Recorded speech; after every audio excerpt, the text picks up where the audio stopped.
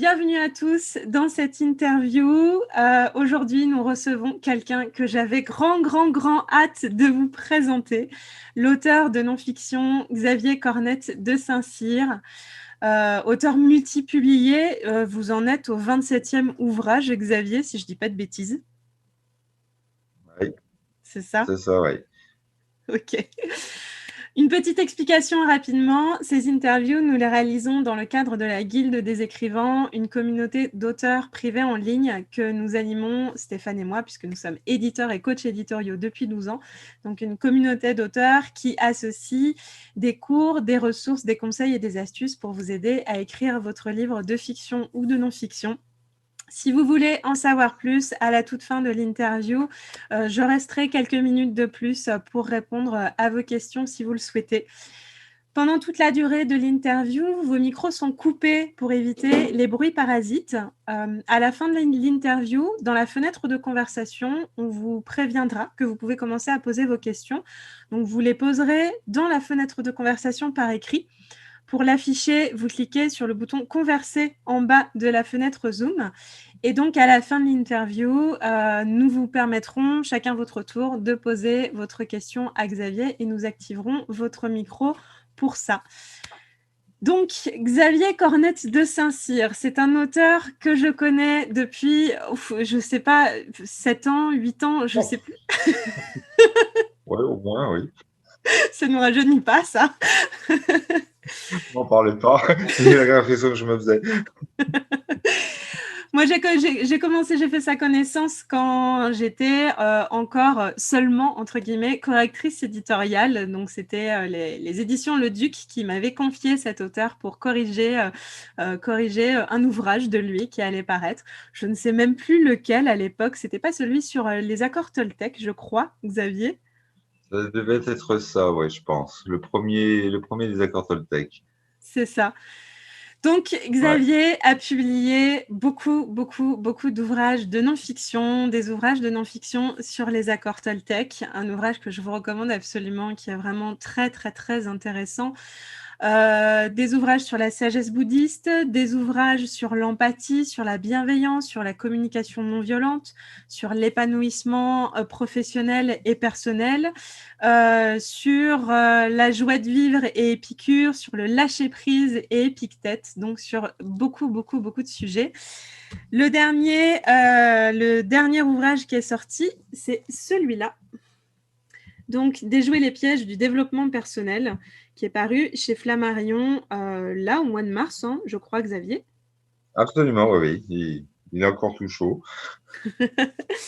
Alors, je vais vous lire rapidement la 4e de couverture. Moi, je le trouve très intéressant, ce livre. Le développement personnel est en plein essor, mais comment faire le tri parmi toutes les injonctions qui inondent la presse ? Est-ce que lâcher prise signifie prendre du recul au risque de paraître superficiel ? Est-ce que sortir de sa zone de confort implique prendre des directions qui vont à l'encontre de ce que l'on est réellement ? Ce livre propose de décortiquer ces phrases emblématiques pour comprendre ce qu'elles veulent dire réellement. Il montre ce qu'elles peuvent avoir comme conséquences négatives si elles sont mal utilisées, mais aussi ce qu'elles peuvent apporter de positif quand on en a saisi le sens, l'utilité et l'opportunité. Donc, dans l'absolu, je vous recommande tous les ouvrages de Xavier. Moi, j'ai ma petite préférence pour les accords Toltec. Et il a écrit aussi un livre qui porte sur la loi de l'attraction. Donc, on vous remettra les titres et les références dans la fenêtre de conversation. Celui sur la loi de l'attraction, on a beaucoup travaillé dessus ensemble, Xavier. Ça nous a laissé de sacrés souvenirs. Parce que sur celui-là, Xavier ne voulait absolument pas traiter de la loi de l'attraction telle qu'on la traite partout ailleurs, c'est-à-dire sous la forme d'une pensée magique. Pensez que vous avez une Ferrari et vous aurez une Ferrari demain devant votre porte. Donc, c'était beaucoup plus subtil, beaucoup plus complet et beaucoup plus pratique aussi que ça. Donc, je vous recommande tous les ouvrages de Xavier dans l'absolu. Mais là, plus spécifiquement, aujourd'hui, on va parler de son processus d'écriture, son processus de créativité, son travail d'auteur, son quotidien d'auteur. Donc, Xavier, première question. Comment vous est venue l'idée Oui. du sujet de ce livre-là, Déjouer les pièges du développement personnel ? Est-ce que vous voulez nous en parler un petit peu ? pourrais vous dire, c'est en voyant ce que j'appelle les phrases Facebook, où on voit régulièrement, faut quitter sa zone de confort, faut vivre l'instant présent, faut positiver, etc. On envoie ça sans aller plus loin, sans savoir exactement ce que ça recouvre, ce que ça veut dire. Et dans toutes ces phrases, j'en avais répertorié une dizaine, j'ai découvert que finalement, il y a un point commun à chaque fois, c'est que ça rend les gens coupables de quelque chose.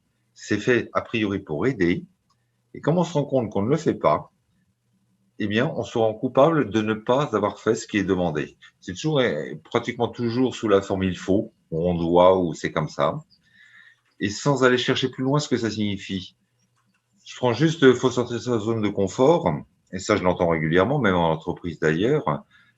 Si on va pas plus loin, ça signifie ce que tu fais là ne convient pas, faut aller plus loin. C'est-à-dire, en gros, aller dans la zone d'inconfort. Zone d'inconfort, c'est-à-dire aller là où je ne sais pas faire. Donc, je me mets automatiquement en situation d'échec. Et moi, ce que je propose plutôt, c'est d'élargir la zone de confort, simplement par apprentissage successif. Mais juste au préalable, définir ce que c'est qu'une zone de confort. Et quand je demande ça aux gens, j'ai toujours deux types de réponses. Soit c'est la zone où on ronronne, parce qu'on fait toujours la même chose, donc c'est pour ça qu'il faut en sortir, parce que si on n'en sort pas, ben on a une vie qui est terne, alors qu'on peut être très bien dedans. Et pour certains, c'est plus rare, mais la zone de confort est également la zone d'excellence. Mm. Et un expert est généralement dans sa zone de confort, si on prend ces définitions-là. Il a un domaine d'activité qui est restreint, seulement il le connaît mieux que tout le monde, et ce qui demande toujours autant de travail. Donc, quand on regarde tout ça, il faut voir comment je vais sortir ces phrases, mais toutes les autres. Hein, ce qui te tue pas te rend plus fort. Quand on vous raconte ça après que vous ayez eu un accident, c'est d'une violence extrême. Mhm. Parce que c'est pas vrai que ça rend plus fort. Dans certains cas, ça rend plus faible. Et on agit exactement comme si notre psyché était un morceau de cuir qui finirait par se tanner à force de recevoir des coups. Alors, ça dépend dans quelle situation, ça dépend quel coup on a reçu. Enfin, il y a beaucoup de subtilités et c'est ce que j'ai voulu essayer de décortiquer pour voir qu'elles ont un impact très positif lorsqu'elles sont dites dans le respect de l'autre et que lorsqu'elles sont balancées à l'emporte-pièce, ben, ça rend les gens coupables de quelque chose et ça les enfonce un petit peu plus. Mais Voilà. c'est ça qui est très intéressant et qui fait beaucoup de bien, je trouve, parce que justement, vous parcourez l'ensemble de ces injonctions qu'on a tous entendues dans notre vie. Donc, je vous les parcours très, très rapidement. Il ne faut pas juger. Tu as des croyances limitantes. Il faut sortir de sa zone de confort. J'ai beaucoup aimé ce chapitre-là. Il faut positiver. Il faut vivre l'instant présent. L'amour inconditionnel, un grand classique. Quand on veut, on peut. Voilà. Ce qui ne me tue pas me rend plus fort. C'est à cause de ton ego. Il n'y a pas de hasard. Il faut lâcher prise. Et vous concluez d'ailleurs en posant la question, faut-il être heureux?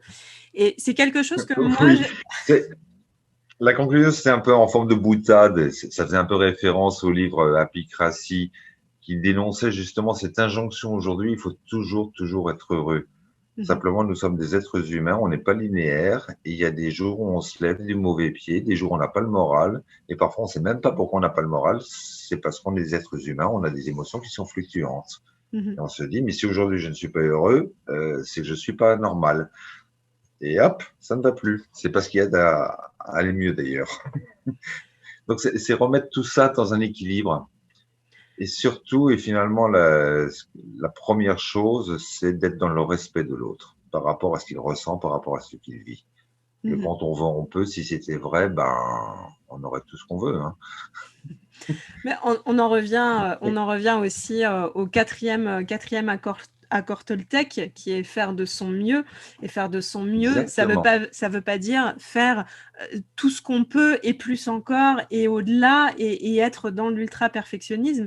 Faire de son mieux, ça veut dire faire de son mieux aujourd'hui, sur l'instant, par rapport à nos possibilités du moment.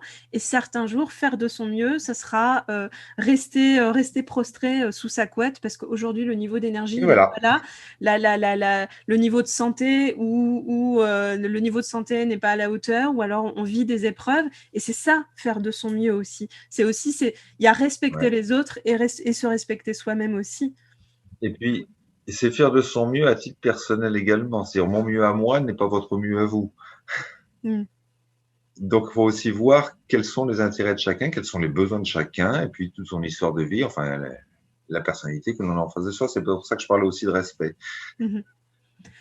Mais ça, c'est quelque chose que j'ai toujours beaucoup aimé dans vos livres, en fait, quel que soit le sujet que vous traitiez, et j'en ai lu un certain nombre, puisque j'ai travaillé sur un certain nombre de vos ouvrages, tous sujets confondus, mais quel que soit le sujet que vous traitez, il y a toujours, en fait, à la fois cette notion de respect qui est fondamentale, se respecter soi-même, respecter l'autre, il y a la notion d'écoute aussi, s'écouter soi-même, écouter l'autre, et il y a toujours cette subtilité dans le propos qui permet au lecteur de faire un changement de perspective qui va l'amener vers un mieux-être, mais un changement de perspective qui se fasse pas dans la violence, qui se fasse au contraire Non. dans la douceur et dans l'adaptation, et ce, quel que soit le sujet. Et c'est ça que j'aime vraiment beaucoup dans vos ouvrages. Bah, dans la douceur me paraît absolument indispensable. Lorsque c'est beaucoup trop fort, on est dans la contrainte. Mm. Donc, on se dit, il faut que je change, il faut que je fasse ceci, toujours le il faut.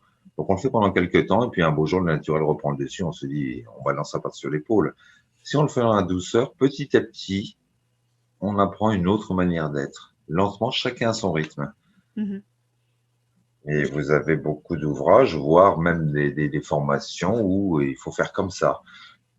Et bah, ça fait 20 ans, 30 ans, 40 ans que vous faites différemment. Vous pouvez pas en 2, 3 jours tout d'un coup tout modifier. Il faut le temps Mhm. de se l'approprier. Et Mhm. puis surtout, il faut savoir est-ce que ça vous correspond ou pas. Mhm. Une fois de plus, ce qui correspond à l'un ne correspond pas à l'autre, ou différemment. Mais justement, vous dites, je l'ai dit tout à l'heure, j'aime beaucoup le chapitre qui parle de la sortie de la zone de confort dans votre livre Déjouer les pièges du développement personnel, parce que ce que vous expliquez, et j'aime beaucoup ça, c'est il ne s'agit pas tout de suite de se faire violence pour anéantir complètement ses croyances limitantes. Bien sûr que les croyances limitantes, par définition, elles limitent. Donc, elles vont nous empêcher, ou elles peuvent en tout cas nous empêcher ou nous freiner dans notre épanouissement personnel ou professionnel. Mais essayer de tout mettre par terre, de tout déconstruire du jour au lendemain, et par quoi est-ce qu'on remplace ça? Parce qu'on a besoin de croyances, c'est ça qui nous permet d'appréhender le monde.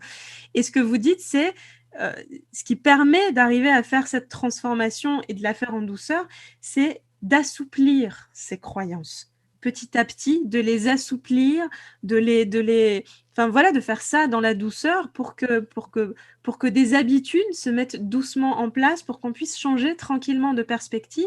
Et à un moment donné, on aura changé de perspective. Mais ça se fait pas en un claquement de doigts, et parce que le problème, c'est qu'en essayant de le faire en un claquement de doigts, en général, c'est très violent. Ouais, non, mais c'est comme la lessive, il faut mettre de l'assouplissant pour que ce soit agréable ensuite, hein, tout simplement. Mais les croyances limitantes, c'est pareil. Quand quelqu'un vous dit tu as des croyances Mm. limitantes, qu'est-ce qu'il est en train de vous dire? Il est en train de vous dire tu raisonnes pas comme il faut, il faudrait que tu raisonnes comme moi. Voilà ce qu'il est en train de vous dire. Mhm. Et ça, je l'ai entendu plus d'une fois, c'est exaspérant. Moi, je dis toujours aux gens, votre croyance, si elle est vraie ou pas vraie, j'en sais rien, parce que le critère de vérité, si on commence à en parler maintenant, je pense que dimanche soir, on n'aura pas terminé. En revanche, est-ce que ce que vous croyez vous aide ou ne vous aide pas dans ce que vous faites dans la vie de tous les jours? Si vous pensez que vous n'avez pas de chance, ça va pas beaucoup vous aider. Si vous Mhm. pensez que vous retomberez toujours sur vos pieds, ça vous permet d'accomplir plus de choses. Mais ça, il n'y a que la personne elle-même qui peut décider si sa croyance l'aide ou ne l'aide pas. Mhm. Moi, je suis pas apte à pouvoir dire tu penses d'une manière qui te limite ou pas. Mhm. Et ce qui est une C'est croyance, l'autre qui doit le déterminer. Pardon? ce qui est une croyance limitante pour quelqu'un peut très bien être une croyance aidante pour le voisin ou Absolument. pour le boulanger, quoi. Absolument. Sur n'importe quel sujet, voilà, on a tous un certain nombre de croyances sur nous-mêmes, sur les autres, sur la vie en général. Certaines nous aident, d'autres ne nous aident pas, puis chacun se l'approprie. Mhm. Une fois que j'expose ça, après, c'est aux gens de faire le choix entre ce qu'ils pensent qui les aide ou pas. Et à ce moment-là, je peux évidemment les accompagner pour modifier lentement leur rythme, leur propre manière de voir les choses. Alors justement, s'il y a un domaine où il y a beaucoup d'injonctions et beaucoup de croyances limitantes et beaucoup de vérités qui sont érigées en vérité universelle, c'est bien l'écriture. Donc ceux qui sont sur la guilde des Oui. écrivains le savent bien puisqu'on les aide à les déconstruire. Donc on va parler, on va passer un peu plus précisément sur l'écriture. Est-ce que vous voulez bien raconter à ceux qui sont présents quel a été votre parcours d'auteur? Depuis quand l'écriture a-t-elle une place dans votre vie? Et concrètement, comment est-ce que vous êtes devenu écrivain? Alors, juste avant, j'avais beaucoup aimé ce que vous aviez écrit sur le mythe de l'écrivain qui est solitaire, qui ne voit personne, qui est enfermé, etc. Je me disais, c'est pas possible, on est en train de parler de moi là. Et après, vous dites, ça n'existe pas. Je me dis, oh, pas de suite. Non, plaisanterie mise à part. Euh, j'ai réfléchi, finalement, l'écriture, ça remonte à très très loin. C'est-à-dire que tout gosse, en fin de compte, c'est toujours quelque chose que j'ai aimé, qui est toujours quelque chose qui est venu facilement.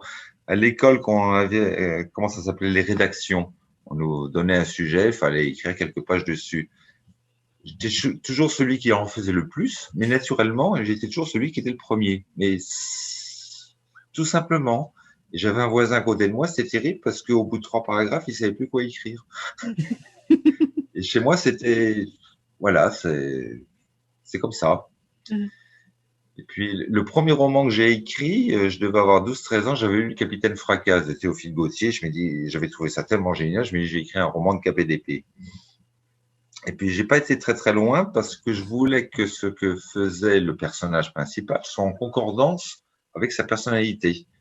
Et à ce moment-là, tout d'un coup, je suis tombé sur un livre de docteur Louis Cormand, je sais pas s'il a encore édité ce livre sur la morphopsychologie.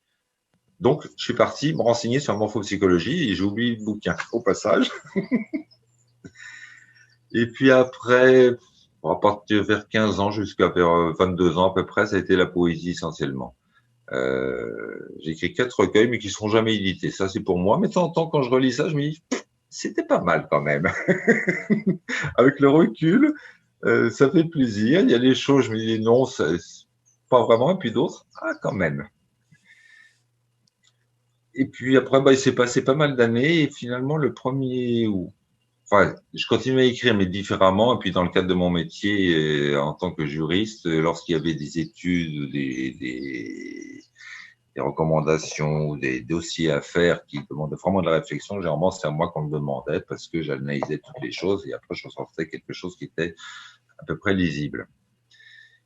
Et ensuite, quand j'ai quitté mon entreprise, je me suis lancé dans le coaching. À la fin de l'année de formation, il fallait qu'on rédige un mémoire de validation qui devait faire une trentaine de pages. Et j'avais choisi une thématique qui me plaisait beaucoup, qui m'intéressait, c'est sur l'empathie. Sauf qu'au lieu de 30 pages, j'en ai fait 150. Et donc, j'ai envoyé ça à ma directrice de thèse et je lui ai dit, écoute, voilà, sur un sujet pareil, je ne pouvais pas ne pas approfondir la thématique, sinon on passe à côté de cette chose. Ceci étant, si c'est trop gros, je peux t'en faire une version expurgée. Et elle m'a dit non, non, c'est génial. En revanche, je vais t'emmener voir un éditeur parce que franchement, ça mérite d'être édité. Why not? Allons-y. Puis je discute avec l'éditeur, ça lui plaisait. Puis il m'a dit qu'est-ce qui vous intéresse actuellement dans toutes les thématiques que vous avez étudiées? Je lui ai dit il y a les talents. Les talents, je trouve ça extraordinaire. Ça permet aux gens justement de se rendre compte qu'ils ont quelque chose qui est inné en eux sur lequel ils peuvent s'appuyer. Il me dit fais-moi un livre sur les talents. Je lui dis ok. Et puis quelques mois après, le livre est sorti, c'était le premier. Et alors là, quand on a tout d'un coup son premier livre matérialisé dans les mains, si vous permettez l'expression, c'est vraiment orgasmique, hein, c'est dément. C'est-à-dire quelque chose qui est tout d'un coup, waouh, ça existe. On n'est plus dans l'idée, on est dans la matérialité de la chose. Alors, c'est justement une question c'est très émouvant et magique. C'est justement une question que je voulais vous poser. Comment est-ce que vous avez vécu l'écriture de ce tout premier livre? C'est-à-dire en sachant que vous aviez un éditeur qui vous suivait, qui vous soutenait pour ce premier ouvrage. Comment est-ce que vous avez vécu l'écriture de ce livre? Alors, au niveau émotionnel, il y avait de l'exaltation d'un côté et puis une trouille pas possible de l'autre. Parce que je me disais, ce que j'ai écrit là maintenant, attention, ça va être imprimé. Donc ça va rester. Il ne faut pas que je raconte n'importe quoi. Mais c'est l'exaltation qui a pris le dessus. À l'époque, j'étais encore en poste, donc direction juridique. Et quand je rentrais le soir, ben, je m'y mettais vers 20h, 21h. Et puis voilà, ça fusait dans tous les coins. Et jusqu'au moment où je regardais ma montre, 2 heures du matin, je me dis, bon, il serait peut-être temps d'aller dormir. Mais le temps passait à toute vitesse, tellement c'était un plaisir. De la recherche, de ceci, de découvrir de cette chose. Et ça s'est fait assez facilement, en fin de compte. J'ai peut-être plus d'appréhension aujourd'hui, d'ailleurs. Je crois qu'il y avait pas mal d'inconscience Ah en oui. même temps. J'ai plus d'appréhension aujourd'hui. Ouais, c'est quand je termine un manuscrit, au moment de l'envoyer, j'ai toujours une certaine peur. Est-ce que j'ai bien répondu à ce qui devait être fait? Est-ce que ça a été bien dit? Est-ce que ça va plaire, etc., etc., etc. Et jusqu'au moment où l'éditeur me dit, OK, c'est très bien, c'est génial. Ouf, je respire. Mais il y a toujours toujours une crainte. Mais Et là, celui que je suis en train de faire en ce moment, il n'est pas encore terminé. J'en suis presque à la fin, mais je me dis, est-ce qu'il est bien, quoi? Ou est-ce que j'ai pas raconté des trucs que n'importe qui aurait pu dire? Enfin, il n'y a aucune valeur ajoutée. Moi, je pense que vous avez cette crainte parce que vous n'avez plus votre correctrice préférée sur vos ouvrages. Ça doit être pour ça. Alors, il y a ça d'une part, évidemment. Mais vous m'avez tellement appris que maintenant, je fais ça un peu différemment. Et puis, de temps en temps, je relis, je me dis, bon, qu'est-ce qu'elle me dirait, la Marjolaine? Zut, il faut que je recommence. Alors justement, par rapport vous avez, alors j'allais dire traité beaucoup de sujets dans vos différents ouvrages, mais en même temps, ce sont des sujets qui sont tous globalement connectés les uns aux autres. Mais quelles sont vos sources d'inspiration? Comment est-ce que vous trouvez les sujets de vos livres? C'est assez variable. À un moment donné, c'est quelque chose, je me dis, tiens, il faut absolument que j'en parle. Celui que j'ai fait sur Épictète, c'est parce qu'on parlait toujours du lâcher-prise. Et puis, Épictète, il n'y a rien mieux pour parler du lâcher-prise. C'est-à-dire, quand on reprend les Grecs de la Grèce antique, les philosophes de cette époque, ils sont pratiquement tous à l'origine de ce qu'on voit en psychothérapie aujourd'hui. Hein. C'est redit différemment, mais ils avaient abordé quasiment la totalité de leur thématique. C'était comment je suis d'abord bien avec moi-même pour ensuite être bien avec les autres et in fine avec l'univers. Donc globalement, c'est pareil. Voilà, donc ce sont des thématiques qui, à un moment donné, me parlent. Je me dis, tiens, il y a quelque chose à dire là-dessus. Ça peut être d'autres fois, j'ai lu quelque chose, soit sur Internet, soit dans un livre, et puis sur une thématique assez proche, autre chose. Et je me dis, mais il y a un point commun entre les deux. Et comment ça se fait que les gens n'aient pas vu ce point commun? Je me dis, bon, bah, on va travailler dessus. Et à partir de là, ça débouche encore sur autre chose. Alors justement, une petite question, complémentaire par rapport à ça. Est-ce qu'il vous arrive, parfois d'avoir peur d'écrire des choses qui ont déjà été écrites, de dire des choses qui ont déjà été dites? Je vous pose cette question parce Ouais. que c'est une peur qui est assez commune chez les auteurs et surtout chez les auteurs, qui débutent, qui se lancent dans l'écriture ou qui aimeraient se lancer dedans. Souvent, ils se bloquent et s'empêchent d'écrire parce qu'ils ont peur, ils pensent que finalement tout a déjà été dit et que eux ne pourront rien apporter de complémentaire. C'est exactement ce que j'ai eu sur le dernier. Alors ça, c'est un éditeur qui me l'a demandé de l'écrire et celui que je suis en train de terminer en ce moment. Sur les émotions. Je me dis, sur les émotions, tout le monde en a parlé. Qu'est-ce que je peux raconter de plus sur les émotions? Donc, j'ai mis un bout de temps avant de lui répondre. Et puis après, j'ai essayé de voir comment on pouvait articuler ça, sous quel angle je pourrais le faire. Et puis, bah, je suis allé acheter 2, 3 livres là-dessus. J'ai repris un certain nombre d'ouvrages que j'avais déjà. Je crois que je connaissais la thématique. Et puis, je me suis rendu compte que finalement, cette thématique est beaucoup plus riche que ce que j'imaginais. Et donc, j'ai pris une autre option. Comme toujours, je me fais d'abord un plan pour voir à peu près où je vais aller. Et puis, en cours de route, bah, le plan, il prend tous les virages qu'il faut prendre pour Je m'en arriver à souviens. destination. Et puis en plein moment, je découvre, tiens, il y a telle chose qui est intéressante, ou une subtilité que j'avais pas vue, on va approfondir ça. Et avec toujours cette obsession, quelque chose qui soit pratique. Les grands ouvrages théoriques, c'est très bien, mais après, qu'est-ce qu'on en fait? Et moi, j'ai toujours cette idée en tête, quand j'expose quelque chose, je dis, bon, bah, la personne sort de chez elle, va dans la rue, prend le métro, qu'est-ce qu'elle fait avec tous les concepts? Mhm. Ça lui sert. Donc, comment elle peut les mettre en application? Mhm. Et donc là encore, sur les émotions, puis bon, dans les formations que j'anime, c'est quelque chose qui est courant, qui revient régulièrement, et tout ce que j'entends, c'est aussi une source d'enrichissement par Mhm. rapport à ce que les gens exposent dans leurs difficultés relationnelles permanentes. Mhm. Et après, vous avez aussi régulièrement vos éditeurs qui vont vous proposer un sujet de livre en Bah, particulier. depuis 2, 3 ans, maintenant, ce sont les éditeurs, effectivement, qui viennent me demander. Je trouve ça plutôt sympa. C'est assez agréable. Mais bon, c'est arrivé au bout de 23, 24 livres. Voilà. Mais maintenant, ils commencent à me demander. Bon, bah, tant mieux, hein. Et alors justement, alors j'allais dire, lorsque vous avez l'idée d'un livre ou lorsqu'un éditeur vous propose un sujet de livre, comment est-ce que vous le travaillez? Comment est-ce que vous le structurez? Et quand et comment vous vous lancez dans son écriture? C'est-à-dire concrètement, quel est votre... alors évidemment, c'est grosso modo, parce que ce processus, il peut varier d'un livre à l'autre, et puis j'imagine qu'il Absolument. a beaucoup évolué en 27 ouvrages, mais comment ça se passe quand vous vous lancez dans l'élaboration, la structuration, l'écriture d'un livre?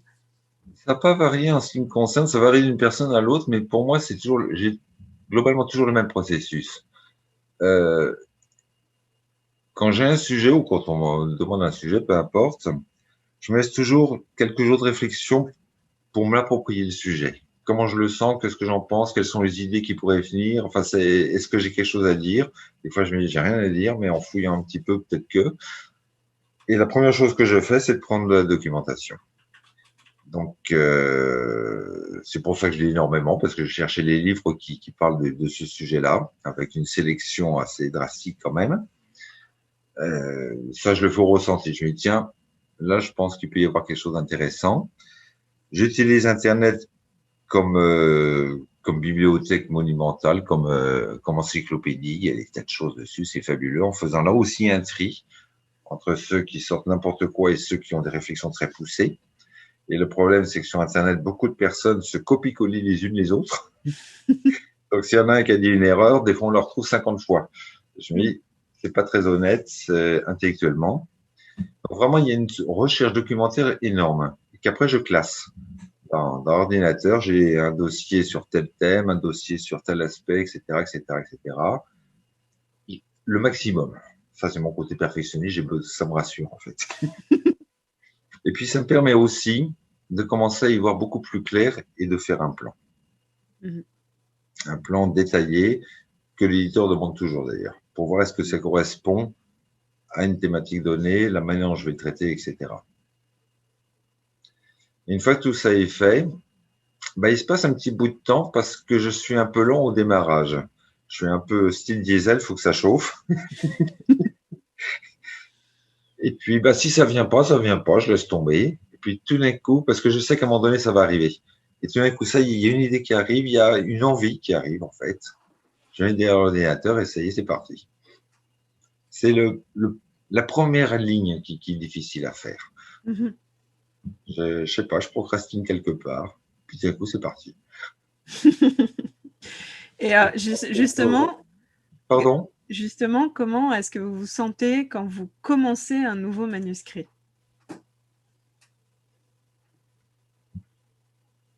Est-ce que vous êtes enthousiaste, excité? Est-ce que Oui, vous parce avez que peur?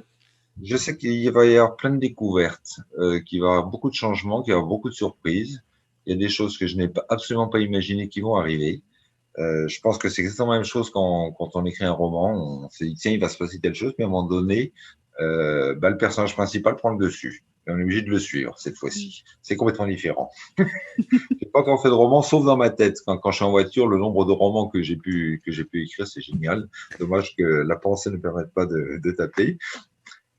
Et des fois, c'est très surprenant de voir que une idée ou un personnage a pris le dessus et c'est lui qui nous guide.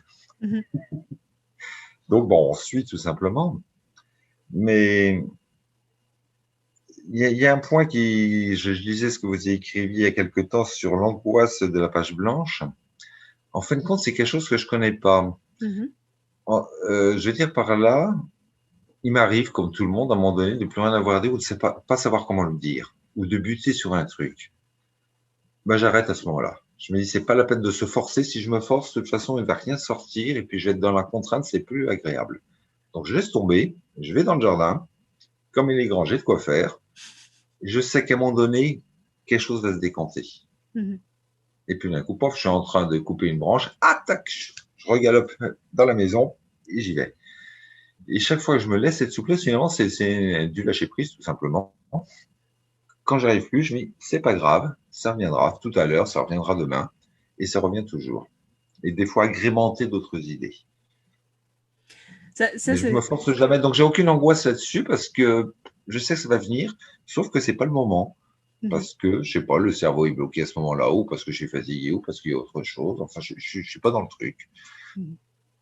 C'est quelque chose qu'on explique beaucoup aux auteurs qu'on accompagne en coaching individuel ou sur la guilde des écrivains. Ça ne choque personne d'aller se mettre dans son lit le soir, de se coucher et de s'endormir pour se reposer. Personne Voilà. ne culpabilise, enfin a priori en tout cas, de se reposer la nuit pour être en pleine forme le lendemain matin pour attaquer une nouvelle journée, où personne ne va culpabiliser de prendre ces 2 jours de week-end dans la semaine ou ces congés durant l'été, etc. Parce qu'on a intégré l'idée qu'on avait besoin à certains moments de se reposer, de recharger nos batteries, de se Tout à régénérer, fait. se ressourcer, etc. Et pour la créativité, c'est exactement la même chose. Souvent, je leur donne l'image des vagues. Donc, on compare souvent la créativité à ce mouvement naturel-là, c'est-à-dire le flow créatif qui nous emporte. On se laisse porter par ce flow-là, on voit plus très bien le temps qui passe, on pose plein de choses, plein d'idées, etc. Et puis, il y a des moments où on est complètement en panique parce que tout d'un coup, on n'a plus d'idées. Effectivement, le cerveau bloque, plus rien ne vient et on a l'impression que c'est tari pour toujours et que ça ne viendra plus jamais. Mais c'est comme pour les vagues. Après chaque vague, il y a un creux, et après chaque creux, il y a une vague. Et les vagues naissent dans les creux. Et ces creux-là, dans la créativité, sont absolument nécessaires justement pour venir remettre du terreau, en fait, sur le terrain, renourrir tout ça, régénérer, ressourcer les idées, et pouvoir à nouveau repartir dans la vague, dans la vague créative, qui sera encore suivie par un creux derrière, qui sera suivi par une vague, etc. Mais c'est un mouvement naturel, en fait, de la créativité. Ça fait partie du processus. On parlait tout à l'heure des croyances limitantes ou aidantes. Moi, j'ai comme croyance que de toute façon, quelque chose va arriver. Mhm. Et si je suis bloqué là, c'est pas grave, ça va se décanter à un moment donné. Éventuellement, mais je me le dis à haute voix, une espèce d'auto-hypnose finalement. C'est-à-dire consciemment, je parle à mon inconscient, ça va se débloquer à un moment donné. Mhm. Je ne sais pas quand, mais je sais que ça va arriver. Et ce qui fait que lorsque les gens me disent, mais quand tu écris, tu écris plutôt le soir, tu écris plutôt le matin, je dis, j'en sais rien, moi, j'écris quand j'en ai envie. Je veux que ça reste du plaisir. Si c'est pas du plaisir, j'arrête. Mhm. Je vais faire autre chose. Puis il peut m'arriver pendant une semaine de ne rien faire parce que j'ai autre chose à faire, parce que j'en ai pas envie, parce que j'ai pas d'idée, mais je m'inquiète pas. Je sais que quand je vais y revenir, ça y est, ça va couler tout seul. Mhm. C'est-à-dire se mettre maximum de souplesse, c'est se donner un peu de bienveillance en fait. Sinon, si je travaille comme un tâcheron, bah, ça sera pas bon et ça sera pas agréable. Ça sert à rien. Mais on a cette vision en France qui est fortement ancrée, selon laquelle quand on crée quelque chose, notamment quand on est un artiste, etc., il faut forcément que ce soit dans la douleur et la souffrance. Sinon, c'est Oui, pas de l'artiste qualité. maudit. Voilà. Mais bon, c'était très bien à l'époque romantique, mais voilà, c'est pas tout à fait mon truc. Moi, je veux que ce soit quelque chose qui me fasse plaisir. Mhm. Je pars du principe qu'on ne fait bien que les choses que l'on aime et qui nous donnent du plaisir. Mhm. Sinon, bah, c'est pas la peine. Donc, quand ça veut pas, bah, ça veut pas. Je fais autre chose, c'est tout. Sachant que, à un moment donné, ça va revenir et là, ça va couler. Ça va être simple, ça va être fluide, Mhm. les mots vont arriver tout seuls. Et alors, quand vous êtes justement plongé dans l'un de vos manuscrits, comment est-ce que vous jugez la qualité de votre texte en cours d'écriture? Est-ce que vous travaillez la qualité de votre texte en cours d'écriture ou est-ce que c'est quelque chose que vous faites après? Est-ce que d'abord vous déposez tout ce que vous avez à déposer et vous reprenez ensuite ou alors est-ce que vous ciselez ça au fur et à mesure? Ben, j'ai plutôt tendance à écrire au kilomètre. Parce que les idées arrivent, donc ça y va. Ça, je le sais, hein. Bon, je reprends une phrase si je la trouve vraiment un petit peu bancale, mais vraiment au kilomètre parce qu'ils sont toutes les idées. Et puis, une fois que c'est terminé, là commence le vrai travail, c'est-à-dire la relecture. Et en moyenne, j'en fais entre 15 et 20 minimum. Je change un mot, je déplace un paragraphe, je restructure carrément un chapitre, je le mets à la place de l'autre. Je me dis non, là, ça a déjà été dit, donc c'est pas la peine. Ou ça a déjà été dit, mais ça vaut peut-être le coup maintenant de l'approfondir. Et puis après, je vois les erreurs de syntaxe, les mots qui ne sont pas adéquats, enfin, tout. Et ça prend un temps considérable. Et ça, mais c'est très intéressant. Alors, c'est très piégeux en ce qui me concerne, parce qu'à un moment donné, je me dis, ah, mais tiens, il y a tel truc dont j'avais pas parlé, il faut que j'en parle maintenant. C'est pour ça que j'éclate toujours le nombre de signes qu'on me demande. Mhm. Et une fois que c'est fait, il faut que j'enlève, il faut que j'enlève, il faut que j'enlève. En fin de compte, avec tout ce que j'ai enlevé, je crois que je pourrais écrire, je sais pas combien de livres en plus. Parce qu'à force de faire au kilomètre, forcément, il y a des tas de trucs qui s'amènent. Et à ce moment-là, je me dis, qu'est-ce que le lecteur attend? Soit je mets tout ce que j'ai envie de mettre, mais dans ce cas-là, ça va être une thèse qui va intéresser 3 personnes maximum. Soit je me dis, le lecteur attend quelque chose qui lui serve, qui soit compréhensible, qui n'aille pas trop dans les détails. Donc, on va raccourcir, c'est toujours se remettre dans la peau du lecteur. Pour moi, l'idéal, quand ça peut arriver, c'est lorsque j'ai tout terminé, que je peux me laisser au moins 10 jours de battement pendant lesquels je vais essayer d'oublier le livre. Donc, je vais lire autre chose, je vais faire autre chose, je vais essayer de l'oublier pour le reprendre après avec un regard, si possible, neuf. Dire, si j'étais un lecteur lambda, est-ce que j'aurais du plaisir à lire ça? Est-ce que ça me paraît logique? Est-ce que c'est bien articulé? Est-ce que c'est agréable à lire?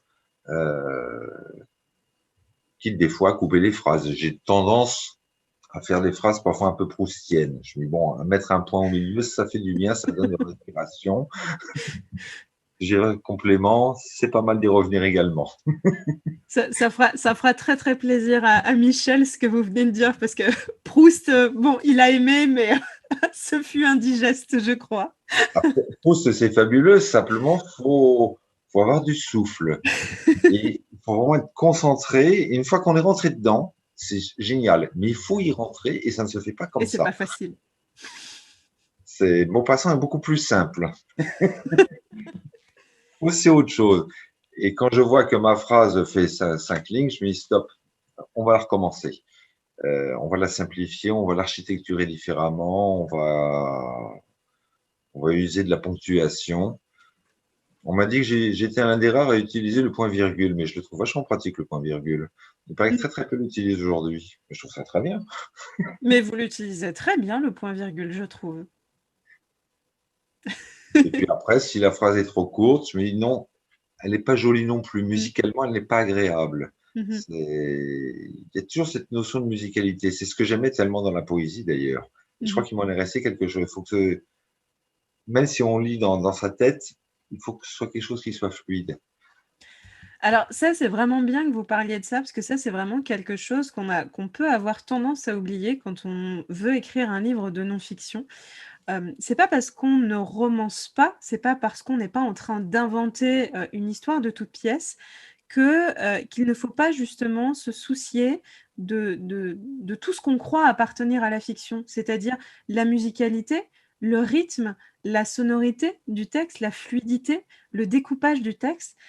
Il faut vraiment garder à l'esprit que dans un livre, le fond et la forme sont absolument indissociables, et c'est valable pour un livre de fiction, donc livre de fiction, une histoire romancée, que c'est aussi valable pour un livre de fiction que pour un livre de non-fiction. C'est-à-dire qu'à un moment donné, si vous transmettez quelque chose de précieux pour votre lecteur, des connaissances, des conseils, etc., mais que c'est extrêmement indigeste à lire, que c'est lassant, que c'est monotone, que c'est ennuyeux, votre lecteur décrochera, en fait. Ou en tout cas, le message passera beaucoup moins bien. Le lecteur s'en imprégnera beaucoup moins bien. Donc, c'est pas quelque chose qu'il faut nécessairement travailler tout de suite au moment où vous commencez à déposer les choses, vos idées, votre plan, votre écriture, évidemment. Ça, c'est quelque chose qui va s'affiner et se ciseler, notamment au fur et à mesure de vos relectures et de vos réécritures, de vos améliorations de votre texte. Mais c'est quelque chose d'absolument essentiel, y compris pour un livre de non-fiction. Il y a Victor Hugo qui disait la forme, c'est du fond qui remonte à la surface. Et j'ai bien aimé ça en termes d'écriture, tout au moins. Ça explique bien la chose. Mm. Il y a quelque temps, j'ai lu un livre que j'ai abandonné en cours de route. C'est très rare que j'arrête un livre.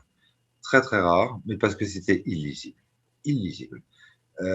C'était vraiment presque une caricature de livre d'universitaire, Mhm. avec des phrases compliquées, mal alambiquées. Des fois, je me disais, mais où est le sujet de la phrase? Avec un vocabulaire, je dirais même pas savant ni technique, mais presque pédant. Enfin, c'était pénible à lire, mais à un point, et parfois je comprenais rien. Je relisais deux, trois fois. Qu'est-ce qu'il est en train de me dire là? Donc ça demande un effort considérable. Et puis au bout d'une centaine de pages, je me dis bon, j'arrête. Et je suis allé voir les critiques sur ce livre. Je me dis est-ce que je suis le seul? Et c'est un défaut que tout le monde reprochait à cet auteur, c'est qu'il a des idées intelligentes, mais il ne sait pas les dire. Mm. C'est incompréhensible. Mm. Ouais. Sauf si vraiment on s'accroche, on s'accroche, on s'accroche, mais c'est épuisant. Mm. Pour ça, je repense souvent à Flaubert, je crois que vous en avez parlé, de Sang de Loire. Est-ce que si je lis mon texte à haute voix, est-ce qu'il coule? Mhm. Est-ce que je suis accroché sur des mots? Et puis surtout, est-ce que c'est compréhensible? Mhm. Ça, c'est très, très, très important, ça. Ouais. Et même en termes d'idées, je dis j'écris au kilomètre, tout d'un coup, il y a une idée qui passe, je me dis ouais, génial, super, tac, tac, je la mets. Et puis je la relis 3 jours après, je me dis qu'est-ce que j'ai raconté? Je ne suis plus dans le même état d'esprit, etc. Qu'est-ce que je voulais dire? Si j'arrive pas à le comprendre, allez, on supprime. On supprime. C'est que ça n'avait pas, c'était peut-être génial au moment où je l'ai dit, dans un certain contexte, mais si c'est pas compréhensible, c'est pas génial du tout. Et à quoi ressemble votre quotidien d'auteur? Alors, j'allais vous demander comment est-ce que vous organisez votre travail d'auteur, mais vous avez déjà un peu répondu à cette question tout à l'heure, c'est-à-dire qu'il n'y a pas d'organisation. Mais du coup, à quoi ressemblent vos journées d'auteur? Bah, alors, première chose déjà, je ne veux plus qu'on me commande de livres à sortir en septembre-octobre, parce que je l'ai fait l'année dernière, ça m'a gâché mes vacances. Enfin, ça m'a gâché mes vacances. J'ai pas eu de vacances. Je travaille beaucoup mieux en hiver. Simplement parce que dès qu'il commence à faire beau, le jardin est comme un aimant. Donc, j'ai besoin de sortir. J'ai besoin de. En hiver aussi, je sors, mais un peu moins. Euh, Comme je vous l'ai dit, j'ai besoin de me mettre dans un espèce de contexte, de sentir la chose. Une fois que je suis dedans, là, je suis en plein dedans. Mm. Je tellement concentré, je vois pas ce qui se passe à côté. Mhm. Je, des fois, on me dit, tu réponds pas au téléphone, on peut pas t'inviter. Non, si je suis dedans, je suis dedans. Je sais que c'est. Puis en plus, j'ai du plaisir. Donc, Ce serait dommage de s'en priver. donc, je vais pas quitter quelque chose qui me donne du plaisir et où je sais que je suis en train de tenir quelque chose pour prendre la voiture et me déplacer, aller à droite, à gauche ou répondre à un coup de fil qui, sauf si c'est urgent, j'écouterai le message et je rappellerai plus tard. Mhm. Mais ça arrive quand ça doit arriver. Mais quand ça arrive, c'est ça, c'est mon travail en fait. Bon. Mm. Et quand quelqu'un est au travail, ben, on le dérange pas pour lui raconter n'importe quoi, à n'importe quelle heure de. Sauf que mes horaires, moi, c'est variable. Des fois, c'est la journée, des fois, c'est la nuit. C'est tout. Et à quel moment est-ce que vous sentez que votre manuscrit est terminé, prêt à partir chez votre éditeur? Je reprends toujours la définition de Saint-Exupéry qui disait la perfection est atteinte lorsqu'il n'y a plus rien à ajouter ni à retrancher. C'est du sport. Mais à un moment donné, je me dis stop, c'est bon. Et heureusement, les éditeurs me disent il faut que votre livre fasse tant de signes. Donc, s'il me dit il faut qu'il en fasse 180 000 et je suis à 195 000, ce qui arrive en ce moment, je me dis bon, allez, il y en a 15 qu'il va falloir que j'enlève. Et une fois que je les ai enlevés, je me dis ok, c'est correct, c'est bon. Même si j'ai peur après de savoir si ça va plaire ou pas, je me dis je pense que là, c'est bon. Mhm. J'ai la peine envoyée qui, évidemment, dans la seconde qui suit, je me dis, zut, j'ai oublié de parler de ça, de ça, de ça. Stop, stop, stop. Sinon, mon livre fait 600 pages et il est indigeste. Donc, il faut que je m'auto-censure à un moment donné. Mhm. Mais à un moment donné, je le sens. Je dis, OK, là, c'est correct. Et justement, pour arriver à cette étape où vous sentez que votre livre est prêt, comment est-ce que vous relisez et retravaillez vos manuscrits? Donc là, je parle vraiment entre le premier jet et la Oui. version aboutie que vous envoyez à votre éditeur, mais aussi une fois que vous l'avez envoyé à votre éditeur, comment est-ce que vous le retravaillez ensuite avec votre éditeur ou votre éventuel correcteur ou correctrice? Parce que moi, j'ai ma petite expérience Alors, du travail de ça, correction avec vous, mais ça fait un moment qu'on n'a plus travaillé ensemble. ça dépend des correctrices. Il y en a, c'est rare. Elles s'améliorent beaucoup dans l'ensemble. Mm. C'est celle que j'ai. Aucune à votre niveau, et ça, je vous regretterai toujours, mais c'est ainsi. Non, à une époque, j'ai pu connaître celles qui revenaient sur un point de ponctuation ou un accord de participe passé qui était mal fait, etc. Bon, ok, why not? Mais ce qui est beaucoup plus intéressant, c'est qu'à un moment donné, on me pose une question sur pourquoi tel mot ou pourquoi telle chose. Et souvent, d'ailleurs, la question est juste. C'est que mon travail de relecture ne m'a pas permis, parce que j'ai pas le recul nécessaire. À un moment donné, je suis trop immergé dedans. Mais effectivement, ce mot-là n'est peut-être pas adéquat. En revanche, il y en a certains que je trouve très justes. Et lorsqu'on me dit non, il faudrait changer par ça ou ça, je dis non. Ce mot-là signifie précisément telle chose, donc c'est vraiment en accord avec A. Je suis très très souple, généralement, avec les propositions qu'on me demande, ou les corrections qu'on me demande. Mais il y en a certaines sur lesquelles je veux avoir le dernier mot parce que c'est comme ça. Mhm. C'est là que c'est bien. Mhm. C'est rare, mais ça peut m'arriver. Et alors, entre le premier jet et la version finale que vous rendez à votre éditeur, comment est-ce que vous retravaillez votre texte? Est-ce que vous le relisez entièrement d'un coup sans rien Oui, tout le toucher? temps. Ouais. Oui. Je relis entièrement parce que entre le moment où je l'ai envoyé et le moment où la correctrice intervient, il se passe pas mal de temps. Mhm. Et puis, vous connaissez comme moi les maisons d'édition, elles ont tout un point commun, c'est qu'elles ne savent pas gérer le temps. Et lorsque la correctrice m'envoie le manuscrit avec toutes ses annotations, ça fait 2 mois que j'attends, et quand je reçois ça le lundi. Voilà, si vous pouvez me l'envoyer vendredi matin, ce serait très bien. Ok, j'espère que j'ai rien à faire cette semaine parce que c'est voilà, toujours pris dans un autre noir. Tout d'un coup, il faut que j'aille à toute vitesse. Et à ce moment-là, ben, je vais me caler à un moment donné. Je vais me caler toute une journée, toute une soirée à ne faire que ça, mais je le reprends. Oui, je relis tout du début à la fin pour retrouver la cohérence. Mhm. Parce que quand il s'est passé 1 ou 2 mois, j'ai oublié un certain nombre de choses. Donc voir est-ce qu'il y a la cohérence, est-ce que les corrections qu'on me demande me paraissent adéquates ou pas. Généralement, elles le sont d'ailleurs, parce que c'est un regard extérieur, et ce regard extérieur est toujours intéressant. Mhm. Euh, Puis oui, je le retravaille de manière à ce que l'ensemble retrouve une homogénéité. Mhm. Et lorsque vous contactez un nouvel éditeur, comment est-ce que vous procédez pour lui donner envie de publier le livre que vous voulez lui présenter? Est-ce que vous avez une, j'allais dire une méthode, mais j'aime pas ce mot-là, mais une posture particulière? Je sais que Flammarion, ça vous tenait très à cœur d'être publié par Flammarion. Alors, je ne sais pas si vous avez pu vous rapprocher d'eux parce que vous aviez obtenu un contact chez Flammarion, ou est-ce que c'est vous qui êtes allé leur proposer directement? Mais comment est-ce que vous faites? Ça a été assez long, mais entre-temps, j'avais eu le temps de prendre de la doc, de structurer le livre, de dire voilà de quoi je veux parler, de faire vraiment un plan très détaillé. Et puis surtout, c'est un sujet auquel je tenais. Il me plaisait beaucoup. Donc, je crois que lorsqu'on est vraiment, il y a quelque chose qui nous passionne, on a aussi une manière de s'exprimer qui est très différente. Mhm. Et donc, quand j'ai eu rendez-vous avec la directrice éditoriale, bah, voilà, j'en ai parlé comme s'il était fait, quoi. C'est, parce que c'est un truc qui me, à la limite, je m'arrêtais plus, quoi. Et quand on me posait des questions, je pouvais tout de suite répondre parce que vraiment, c'est, quand quelque chose vous passionne, vous arrivez à passionner les autres, en fin de compte. Mhm. Moi, j'ai toujours été étonné, des fois, de voir des personnes qui étaient passionnées par quelque chose que je ne connaissais pas. Le plus bel exemple, c'était une fois à la télévision, mais ça remonte il y a au moins une trentaine d'années, une jeune fille qui était ingénieure, qui travaillait sur les fils de cuivre. J'ai dit, le fil de cuivre, moi, je vois pas très bien ce qu'on peut en faire. Mais elle était passionnée avec toutes les applications qu'il y avait derrière. Et tellement passionnée, tout d'un coup, je me dis, j'ai renseigné là-dessus, c'est passionnant son truc, c'est génial. C'est-à-dire, ça communique, c'est vivant. Mhm.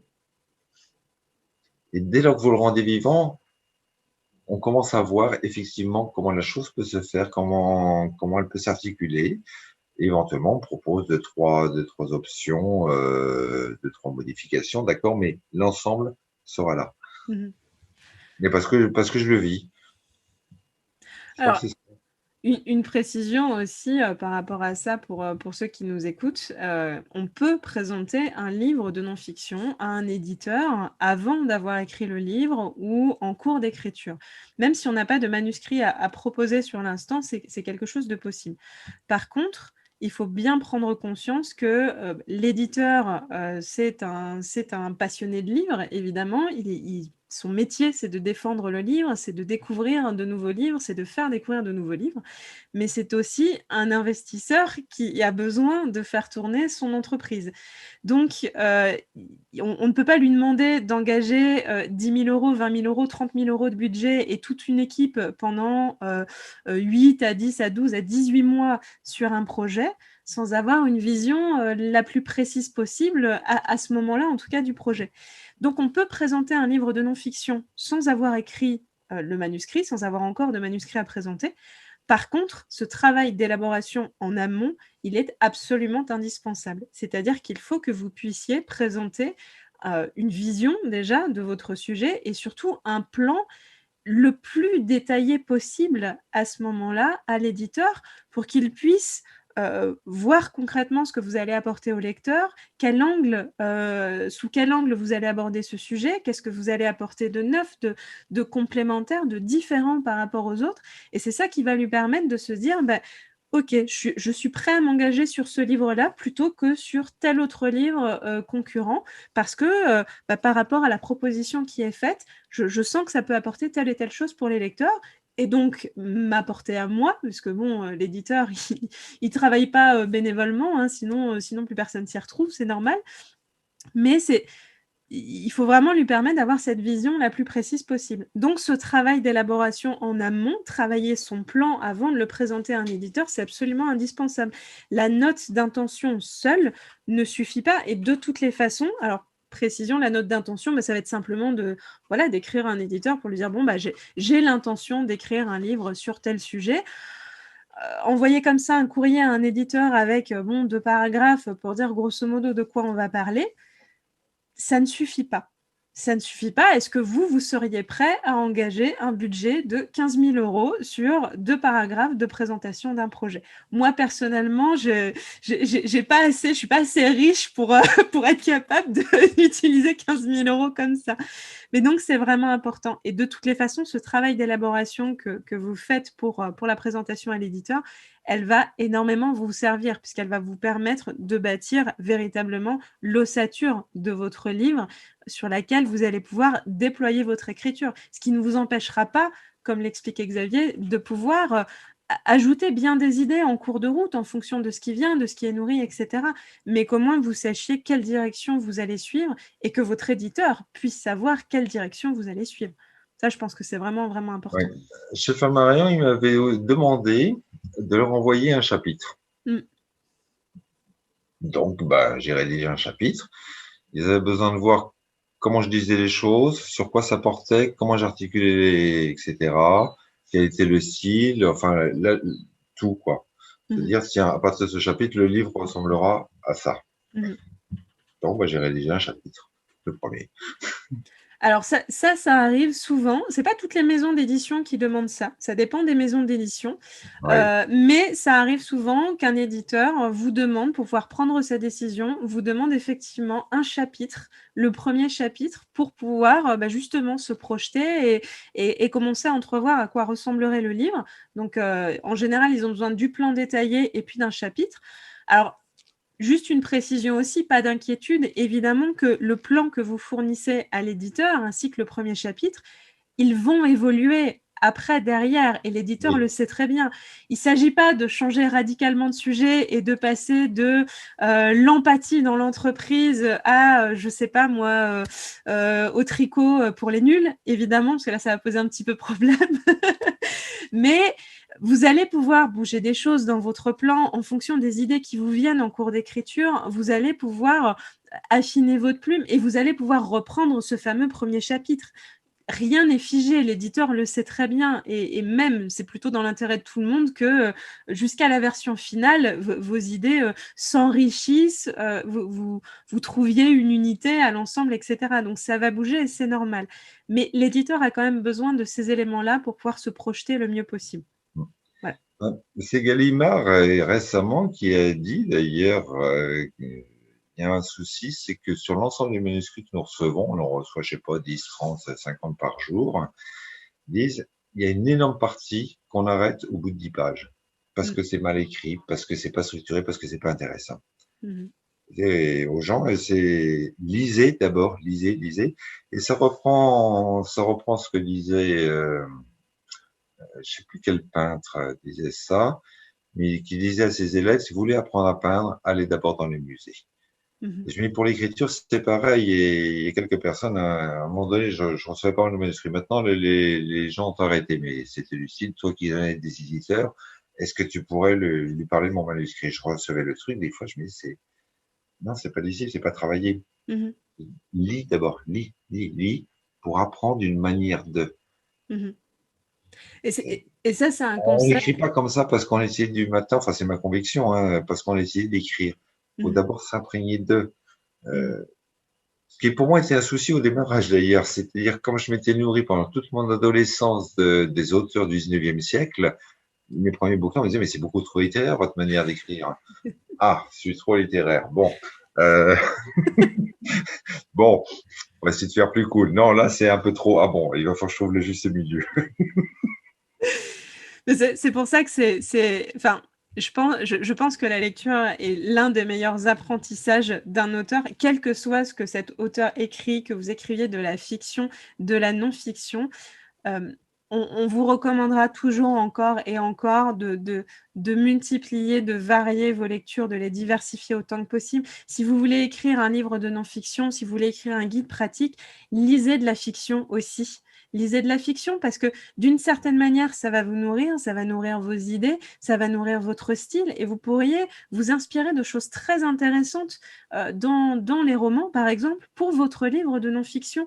Une manière de dire les choses. Justement, tout à l'heure, on disait c'est très important dans un livre de non-fiction de mettre du rythme, de travailler la musicalité du texte. Et ça, vous allez beaucoup le retrouver dans les romans, dans les nouvelles, dans la poésie aussi. Pourquoi pas, de temps en temps, faites-vous plaisir.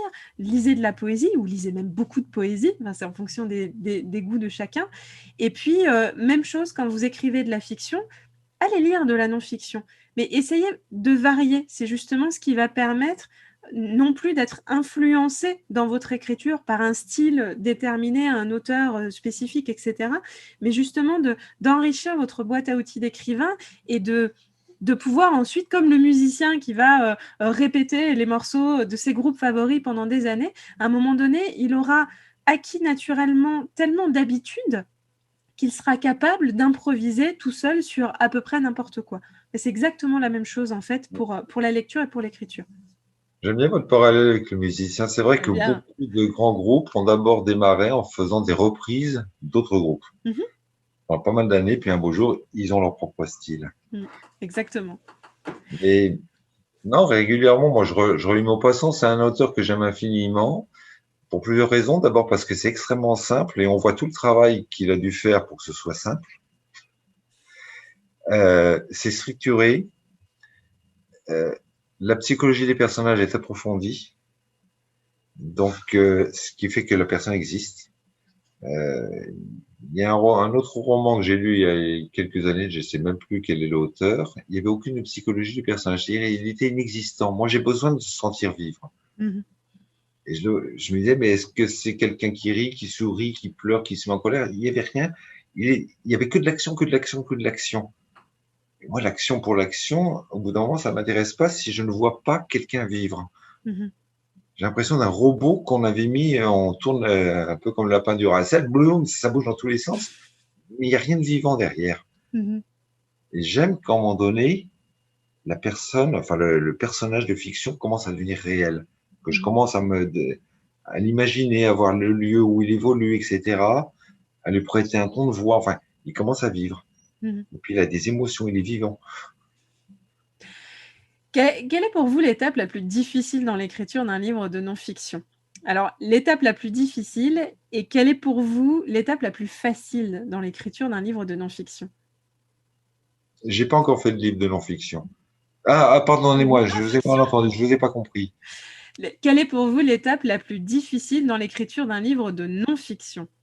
Et ensuite, l'étape la plus facile. Écrire le mot fin. Et il y a toujours plein de choses à dire. C'est marrant comme je ne suis même pas surprise. Ah ouais, on est mis là, stop, on arrête. Stop. Et l'étape la plus facile? Et puis, écrire le mot fin et puis surtout garder en tête une règle que j'avais lue une fois. Je ne sais pas qui est-ce qui avait dit ça, mais j'ai trouvé la règle très juste. Une idée par paragraphe. C'était pas les éditions Le Duc? Parce que Peut-être. ça faisait partie de leur charte éditoriale. Eh ben voilà, c'est ça, c'est C'est ça. ça. Des fois, j'ai tendance à mettre 3-4 idées dans le paragraphe. J'ai dit, bon, on va découper maintenant, on va reprendre différemment, sinon on embrouille tout. Le problème, c'est lorsque les idées sont en correspondance très étroite. Et c'est très difficile de faire la césure.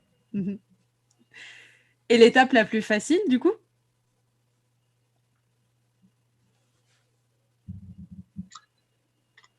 Je sais pas, quand je l'ai dit, tout d'un coup, il y a une espèce de moment de fluidité, un moment de grâce, je sais pas quel mot employer, où les choses vont toutes seules. C'est pas que je maîtrise nécessairement le sujet, c'est que ça me paraît s'enrouler naturellement. Tout simplement. Voilà. Ça veut pas dire que ce soit génial et que je le conserverai après. Voilà, la relecture, je me dis, bon, c'est simple, c'est facile, c'est agréable, mais sujet soit, etc. Mais voilà, il y a des choses de temps en temps qui vont très simplement. Et quand je lui ai dit, quand je veux pas me mettre dans la contrainte, pour moi, les choses sont assez faciles parce que je travaille au moment où j'en ai envie. Donc, en général, c'est dans le moment du flow créatif. C'est ça, en fait. Ouais. Et alors, vous nous disiez tout à l'heure que vous aviez écrit des romans quand vous étiez adolescent. Est-ce que vous auriez envie aujourd'hui d'écrire aussi de la fiction, d'écrire un roman, d'écrire des nouvelles, mais d'écrire et d'être publié? Ah oui, j'ai un sujet qui me trotte dans la tête depuis 3-4 ans, mais j'ai un énorme complexe parce que pour moi, un écrivain, c'est Balzac, c'est Maupassant, c'est Flaubert, c'est Barbet d'Aurevilly, etc. Je suis pas à la hauteur. Et c'est très récent d'ailleurs que j'accepte d'utiliser le terme écrivain en ce qui me concerne. Pendant longtemps, je me disais non, je ne suis pas à ce niveau-là.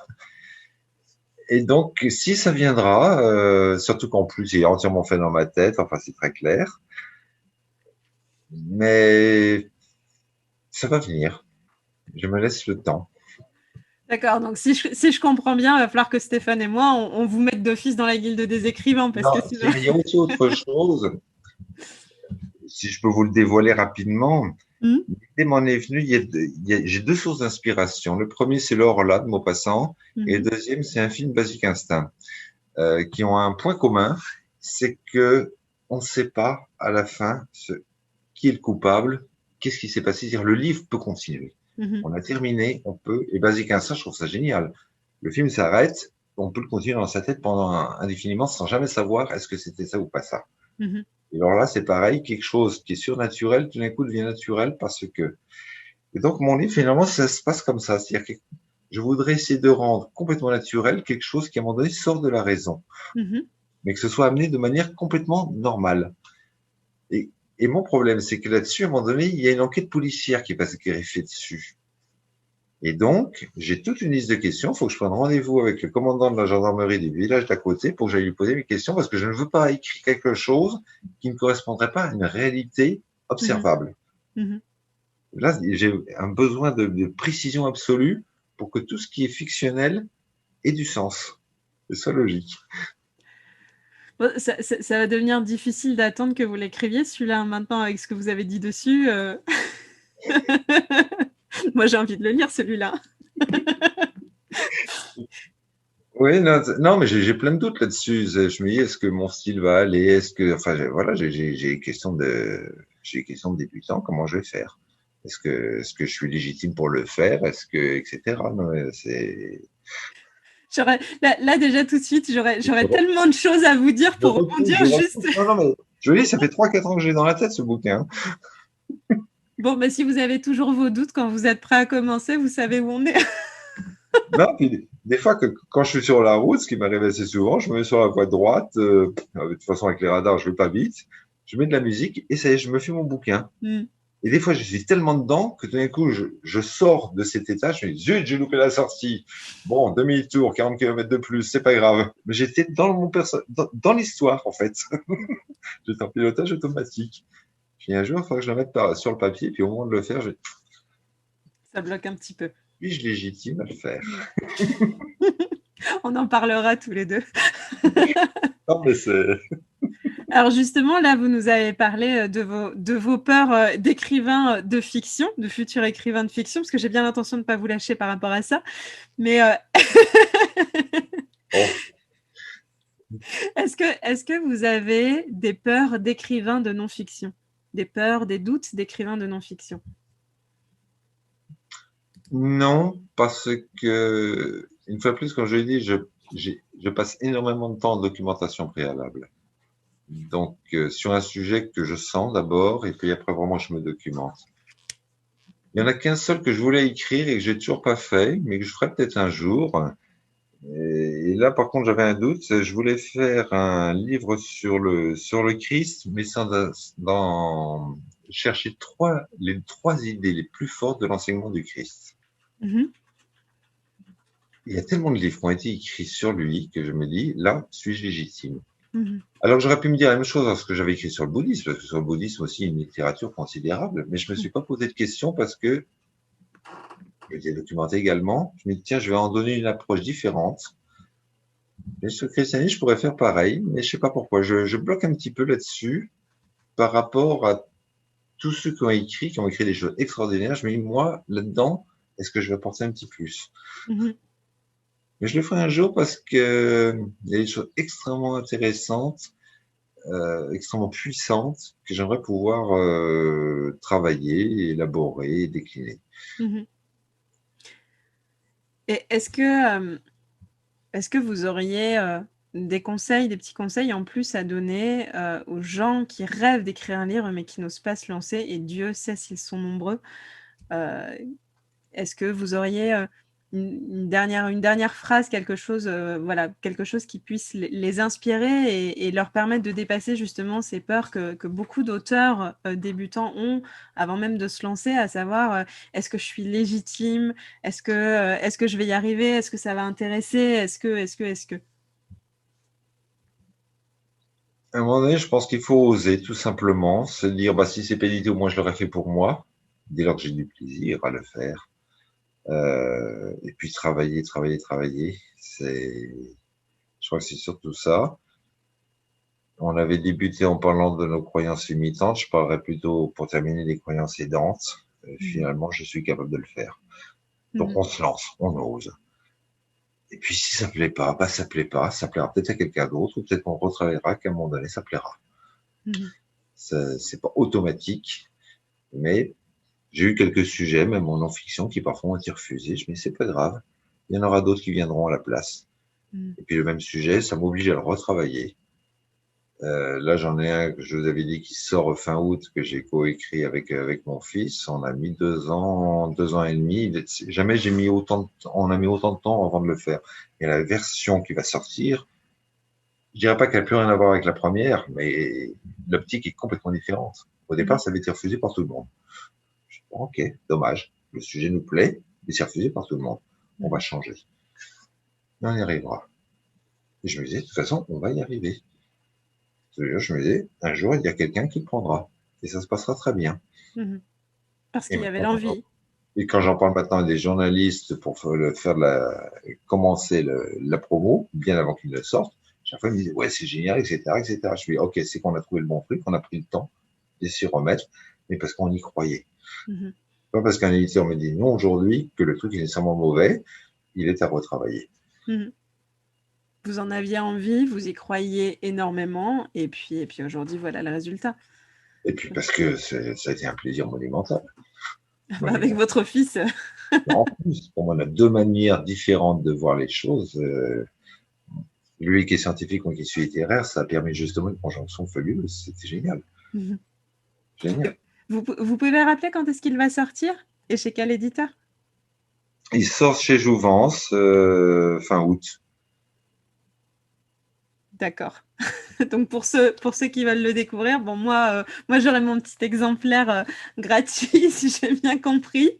Je vous invite absolument à le découvrir. On va passer aux questions, Xavier, si vous le voulez bien. Donc, avant de laisser la parole à Michel qui a posé une question, si vous avez des questions, comme vous l'a dit Stéphane, dans la fenêtre de conversation, n'hésitez pas à écrire justement dans cette fenêtre de conversation. Comme ça, on vous activera votre micro le moment venu. Donc, on va activer le micro de Michel. Et c'est bon. Oui, bonjour. Bonjour. J'avais une question sur vous avez parlé de l'empathie, qui était un texte de thèse ou de mémoire, si j'ai bien compris. Oui. Et on vous a pris par la main, vous emmenez chez un éditeur, mais vous sembliez dire en même temps que votre livre sur Découvrez les talents a été le premier publié. Comment se fait-il que l'empathie n'a pas été publié? Il l'a été, mais après. Ah, j'avais besoin d'abord d'un livre beaucoup plus petit, beaucoup plus... Puis parce que ça lui paraissait plus concret, peut-être. C'est vrai que le premier sur l'empathie que j'ai fait était assez théorique. C'était le tout premier. J'en ai ressorti depuis un qui marche très très bien, d'ailleurs beaucoup plus petit, qui est pratico-pratique. Mais je crois qu'ils avaient besoin de quelque chose, comme je disais tout à l'heure, je lis ça, qu'est-ce que je mets en pratique? Ne pas rester dans... Le premier que j'ai fait sur l'empathie, comme c'était un mémoire, c'était très théorique quand même. Ah, d'accord. Donc, la théorie, c'est bien, mais après, dans la vie de tous les jours, j'en fais quoi? Et sinon, là, apparemment, vous avez travaillé avec beaucoup d'éditeurs. Oui. Et comment ça se fait? C'est-à-dire que j'ai toujours un peu l'impression que les écrivains, parce que vous en êtes un quand même si ça vous paraît pas évident, finissaient par se marier avec un éditeur, ou en tout cas, quand ils évoluaient, c'était pas forcément... Pas toujours. Parfois, je vois, quand je lis un ouvrage mais d'auteurs très, très, très connus, quand on lit les livres qu'ils ont édités, très souvent, il y a beaucoup, beaucoup d'éditeurs, et j'étais un peu étonné. J'ai commencé d'abord avec Jouvence. Donc, on a commencé en 2003-2004, je crois. Puis, je suis toujours fidèle puisque le prochain va sortir chez eux. Et puis, au passage, à un moment donné, on m'avait proposé de travailler avec le Duc Édition. Je me dis, tiens, pourquoi pas? Et puis, il y en a eu un autre livre que j'avais écrit, et on m'avait dit, tiens, ça serait Guy Trédaniel qui serait intéressé. J'ai dit, OK. Et à ce moment-là, je me dis, finalement, j'ai les trois plus grands du développement personnel. OK. Et j'avais envie, c'était une ambition, c'était un challenge. Je me disais, tiens, j'aimerais bien maintenant aller encore un étage au-dessus dans un secteur différent. Et c'est comme ça que je suis arrivé chez Flammarion, voilà. Ça me suffit, c'est très bien. Moi, ce dont j'ai besoin chez un éditeur, ce que j'apprécie d'abord, c'est l'accueil. J'ai besoin d'être entendu, j'ai besoin d'avoir des relations qui soient agréables, qui soient sympathiques. J'ai besoin d'harmonie. Puis une fois que je suis bien, je suis fidèle, voilà. Sauf qu'il y a... Puis, j'édite pas exactement la même chose chez chaque éditeur. Il y a une différence. Si. Marie-Laure, est-ce que tu souhaites exprimer ce que tu as écrit dans la fenêtre de conversation? Tu veux qu'on active ton micro? D'accord, on va le faire. Un petit message pour vous, Xavier. Alors, c'est bon, je crois. C'est bon? Ok. Oui. Bonjour, merci. C'était une belle découverte, Xavier, qui me donne envie de plonger dans vos livres. En plus, c'est des sujets qui me parlent énormément. Donc, voilà. Donc, déjà, un grand merci pour ce partage, ces témoignages. Moi, il y a des points qu'on fait écho, c'est sur le rythme d'écriture. Et puisque je suis moi-même, alors en train, Marjolaine va se marrer. J'ai commencé à écrire un livre qui a bien avancé. J'ai ressenti le besoin de faire une pause parce que mon activité me prenait aussi beaucoup de temps et que j'avais démarré de manière un peu, enfin un peu au pas de charge sur les 2 tiers du livre, on va dire. Oui. Et puis avec d'autres projets à côté, à un moment, je me disais, mais je me mettais une contrainte parce que je m'étais moi-même, sans avoir encore d'éditeur, mis une échéance dans ma tête. Et donc j'ai fait le choix de faire une pause, de créer le manque, comme on en parlait avec Marjolaine. Et là, pour être transparente, je n'attends qu'une chose, c'est de sortir de mes séries de festivités familiales de la première quinzaine de juin pour me remettre dedans. Donc en fait, j'ai créé ce manque. Et effectivement, quand l'envie est là, là je vois mon agenda qui est encore chargé, je me dis voilà, là, je sais que ce moment-là va arriver et ça y est, je sens que ça, je gratte la moquette avec les pieds. Génial, hein? Et c'est génial en fait. Donc ça m'a vraiment parlé, ça m'a rassurée aussi, même si j'ai peut-être cru comprendre dans les propos que vos temps de pause étaient un peu plus courts. J'ai entendu la notion d'une semaine, donc moi ça aura fait 2-3 mois. À l'échelle d'une vie, je me dis qu'en fait ça va. Mais voilà, de créer ce manque et de dire qu'effectivement il n'y a pas de rythme, le fameux mythe de l'écrivain, de se dire alors moi c'est le soir quand tout le monde est couché, j'écris la nuit, je dors le jour, ou le matin, tout. C'est vraiment cette spontanéité pour ma part en tout cas qui a fait écho. De dire voilà, là j'ai envie maintenant. Ça m'est arrivé de tester, de bloquer des séquences dans mon agenda en me disant bah, là je vais aller écrire. Bon. Oui. Alors. Et ben voilà. Voilà. J'ai fait pareil que vous à une époque. Et puis, bah, ouais. On n'est pas en train de faire une tâche matérielle, on est dans un processus de créativité. Donc, c'est pas du tout pareil. Donc voilà, donc merci pour ce précieux témoignage qui fait vraiment écho et il va y avoir des plages dans mon agenda, mais plus pour que je sois pas frustrée s'il y a un mardi matin alors que j'avais rien, ben, il s'est rien passé et que ça arrivera peut-être l'après-midi, mais c'est ok, voilà, en fait tout simplement. Donc merci beaucoup, merci Marjolaine pour l'envoi, le rappel de la news tout à l'heure parce que c'est tombé, mais voilà, c'était ici maintenant, donc c'est fabuleux, je vais devoir vous laisser. Mais c'est un vrai plaisir d'écouter ce témoignage. Merci Marjolaine et Stéphane pour ce que vous faites pour nous tous. C'était un bon moment. Bah oui, bah tu le sais. Voilà, donc voilà, ça gratte et Très bien. Il faut gratter. Merci à vous. Voilà, c'est le cas de le dire. Bon week-end à tous. Bon week-end, Marie-Laure. Bon week-end. À bientôt et bonne continuation dans l'écriture à tous. Merci. À très vite, Marie-Laure. Alors maintenant, nous avons une question de Flora. Donc, Flora, on va activer ton micro. Alors attends. Ah oui, pardon. Excuse-moi, Flora. Bah, je vais poser ta question alors à Xavier. Je vais la poser directement. Xavier, est-ce que... Oh, la grande question. Est-ce que vous vivez de votre écriture aujourd'hui? Non. C'est un complément. Mais non, je n'en vis pas. J'ai jamais cherché d'ailleurs. Et puis aujourd'hui, pour vivre de son écriture, je crois que c'est un peu comme les footballeurs, hein. Vous avez quelques-uns qui gagnent énormément et puis les autres, bah non. Voilà. Vous avez un Cyril unique, vous avez un Jean d'Ormesson, enfin, on peut le mettre à l'imparfait, etc. Vous avez un Marc Lévy, enfin, ils sont assez minoritaires quand même. Mais bon, ça fait un point qui n'est pas agréable. Ceci étant, moi, je le fais avant tout pour le plaisir. Pour le plaisir de transmettre, le plaisir de partager, le plaisir de créer. Je le fais pas pour gagner ma vie. Bon, si demain, j'ai un livre qui est tiré à 300 000 exemplaires, j'en serais ravi. Pour l'instant, ce n'est pas le cas. Les tirages sont bons, mais ils sont loin d'être ce niveau-là, c'est évident. Voilà. Mais si on veut vivre de sa plume, non. Là, on rentrera dans le mythe de l'écrivain maudit, hein. C'est-à-dire, on termine dans une petite chambre en sous-sol et on mange les jours où on peut. Donc, il n'y a plus de plaisir. Michel avait encore une question à vous poser, Xavier. Donc, Michel, on va activer ton micro.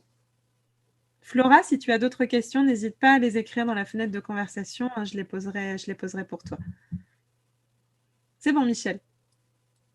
Ce que vous venez de dire m'inspire une autre question. Vous dites qu'il y a une minorité d'écrivains qui vivent vraiment de leur plume. Si peu que ça. Après, tout dépend du niveau de revenu dont chacun a besoin, mais il y a quand même énormément de livres qui sortent. Chaque année, il y en a de plus en plus. À la rentrée littéraire, c'est complètement dingue. Donc, pour qu'il y en ait qui émergent et qui fassent vraiment un fort taux de vente, il y en a, je connais pas les chiffres, hein, donc je pourrais pas vous dire s'il y en a si peu que ça, mais je pense pas qu'il y en ait vraiment énormément qui ne pourraient vivre que de ça. Parce que pour vous, les tirages sont de quel ordre? Je suppose que c'est un peu hétérogène. Il y a des livres qui ont plus de succès que d'autres. Oui, c'est-à-dire quelqu'un qui débute souvent, enfin dans le domaine qui est le mien, c'est le développement personnel. Généralement, ce sont les tirages à 1500, 2000 exemplaires, parfois 3000. Puis bon, après, au fur et à mesure des années, des fois c'est retiré. Je parlais de mon petit livre sur l'empathie, et j'en suis à la 3e ou 4e réédition parce qu'il plaît. Et puis il y en a d'autres qui ont fait des flops, ça peut arriver, parce que voilà, il n'y a plus de promo, il y a pas, le sujet n'était pas au bon moment, etc. Bon, et puis avec la période du confinement, ça n'a pas aidé non plus parce qu'aucune promotion possible. Le livret est fermé, c'était pas évident. Bon, maintenant, c'est en train de se rouvrir, Dieu merci, mais c'est vrai qu'il y a eu un creux pour tout le monde. Hein. Parce que la promotion, enfin, vous faites beaucoup de signatures, de choses comme ça. Alors, ce sont effectivement des séances dédicaces. Moi, ce que je préfère encore, c'est aller dans les librairies, faire des conférences suivies de dédicaces. Mais je trouve la conférence beaucoup plus intéressante parce que ça permet d'exposer pendant un certain temps ce dont on a parlé dans le livre et surtout après d'échanger avec les lecteurs potentiels ou futurs ou ayant déjà lu. Et c'est là que ça devient intéressant. Et puis après, il y a les rendez-vous avec les journalistes. Voilà. Et une dernière question sur les titres, parce qu'on a, grâce à Marjolaine, on a rencontré des écrivains, mais c'est vrai qu'ils étaient peut-être plutôt dans la fiction. Et en général, ils nous expliquaient que le titre était un vrai sujet, mais qui venait plutôt à la fin, et dont il n'était pas maître. Et vous sembliez dire qu'en général, le livre qui vous était commandé, par exemple, ou les titres étaient fixés a priori pour vos livres, c'est ça ou... Non, le titre, non. Quand je commence un livre, je mets toujours un titre pour pouvoir le classifier dans mon ordinateur, etc. Mais c'est toujours un titre provisoire. Généralement, je fais confiance à l'éditeur parce qu'il a un sens du marketing. Il y a des titres meilleurs que d'autres. Voilà, il y a des titres des fois qui sont trop descriptifs, qui donnent pas envie. Donc il faut quelque chose aussi qui soit un peu croustillant quelque part. Et puis et parfois c'est moi qui impose le titre, c'est rare, mais tout d'un coup j'ai une idée comme ça qui arrive. Je sais pas pourquoi. Elle est venue tout d'un coup, je me dis c'est exactement ça qu'il faut. Mais généralement je fais confiance à l'éditeur parce que l'objectif c'est que ce soit lu. Pour être lu, il faut que ce soit vendu. Pour être vendu, il faut qu'il y ait une envie de. Mais si la couverture est sinistre et si le titre est purement descriptif, c'est pas très engageant, quoi. Merci. Alors, pour compléter aussi la réponse de Xavier, pour te répondre, Michel, dans les contrats d'édition, il est toujours précisé que c'est l'éditeur qui va choisir, qui va prendre la décision du titre, de la couverture, de la quatrième de couverture, de la maquette, etc. Évidemment qu'il y a un échange et une discussion tout à fait possible entre l'auteur et son éditeur, et un auteur peut défendre une idée de titre qu'il aura eue, mais ça reste toujours l'éditeur qui aura le dernier mot parce que justement, c'est lui qui est en charge en fait de l'exploitation du texte, et comme le disait très bien Xavier, il va avoir son expérience du marché, il connaît très très bien son catalogue éditorial, les autres livres qu'il publie, etc., etc. Et dans tous les cas, un titre est toujours déterminé au dernier moment, quasiment juste avant l'impression, j'exagère un peu, pas 2 jours avant, mais voilà, il est déterminé vraiment à la fin. On fixe déjà un titre temporaire au moment de la signature du contrat d'édition parce qu'il faut bien nommer le texte, et peut-être que si ce titre est bon, ce sera le titre effectif du livre au moment de sa sortie, mais en tout cas c'est toujours un sujet qui est rediscuté une fois que le manuscrit est complètement terminé, juste avant l'impression. Pourquoi ? Parce que, comme le disait Xavier, concrètement, un titre, c'est une accroche, ça fait partie de l'argumentaire de vente, c'est ce qui va donner envie d'eux, et on ne peut pas donner envie de quelque chose qui n'existe pas encore. Donc c'est aussi comme dans un livre de non-fiction, l'introduction, on peut l'écrire dès le début, hein. On peut commencer son manuscrit par l'introduction, Par contre, l'introduction sera toujours à retravailler finalement en tout dernier, de même que la conclusion. Puisque c'est quand on aura un manuscrit abouti qu'on saura exactement ce qu'on a dit dedans et qu'on n'y touche plus, que là, on pourra vraiment correctement introduire ce manuscrit-là et conclure ce manuscrit-là. Voilà, je pense que ça répond à ta question. Oui. La quatrième de couverture, heureusement, la plupart du temps, ce sont les éditeurs qui le font. Mais parfois, on m'a demandé de la rédiger. Pour moi, c'est un exercice abominable. C'est difficile. Parce que rédiger en dizaines de lignes ce qu'on vient d'écrire, j'ai aucun recul, je sais pas faire. Donc, quand on me le demande, je fais un truc que je crois être à peu près bien. Généralement, l'éditeur le reprend toujours et fait quelque chose de très bien. Et puis dans la mesure où vous me fournissiez toujours 70 000 signes de plus que ce que l'éditeur m'avait demandé, on comprend mieux pourquoi. Voilà, de faire ça en tout raccourci. Et surtout, je trouve c'est génial chez les éditeurs, ceux qui savent faire justement quatrième couverture, c'est savoir résumer la quintessence d'un ouvrage. C'est très difficile. Trop de mots. Un peu comme Mozart qui mettait trop de notes, moi je mets trop de mots. Alors Flora qui a réagi à votre réponse tout à l'heure, donc c'était la question que je vous avais lue moi-même, qui vous dit merci pour cette réponse honnête, donc sur le fait à la question est-ce que vous vivez de votre écriture? Merci pour cette réponse honnête. Je trouve difficile d'organiser mon activité rémunérée pour me laisser le temps de cultiver ma créativité et écrire. Donc je ne sais pas si vous voulez rebondir déjà là-dessus, après elle a une autre question aussi. Mais pardonnez-moi, ça a aussi un avantage lorsque vous avez une autre activité à côté, c'est que vous attendez pas tout de votre livre. Sinon, à un moment donné, vous allez devenir un staccanoviste de l'écriture parce qu'il faut vivre.